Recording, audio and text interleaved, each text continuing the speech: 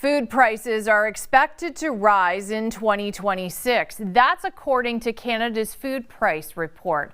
The report says a family of four can expect to fork out more than $17,000 on food.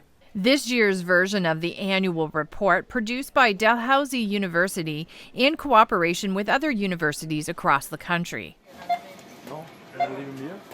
Beef is the big problem, and so we've been dealing with this drought for a while. It's costing more to feed animals, and ranchers have actually sold off their herds without replenishing their herds. So there's just no inventory in both Canada and the U.S. So what's driving food prices up? The ongoing trade dispute with the U.S., along with shifts in food manufacturing and the retail landscape, labor markets, policy change, the Canadian dollar, and climate change. The freezer aisle, which got more expensive in 2025, we're expecting some stable prices there.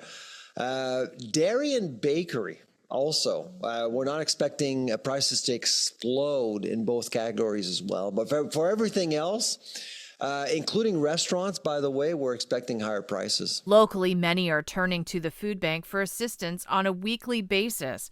1 in 9 households across Waterloo Region are experiencing food insecurity. The cost of living continues to be high. People continue to struggle to pay for the basic necessities. And when we look at things like the cost of rent, in many cases, there's a lot of people whose paycheck is already gone by the time they pay for rent, let alone other necessities in life. And so we're seeing a real challenge, and food insecurity is a symptom of poverty. And so it ends up being a money issue. People just can't afford the necessities.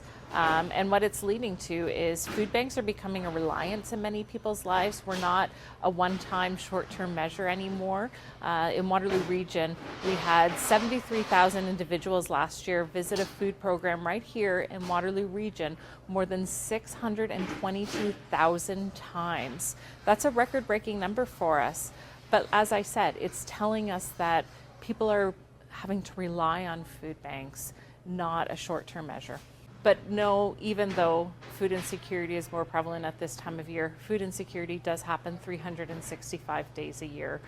So I can ask people to think about their neighbors into the new year and all year long, because it is an issue that we are dealing with all the time. What we're seeing a lot right now, a couple of things: wages aren't keeping pace with the cost of living, and also people are working 2, 3, sometimes 4 jobs, maybe a full-time job during the week and part-time work on the weekends or evenings just to keep up, and it's still not enough.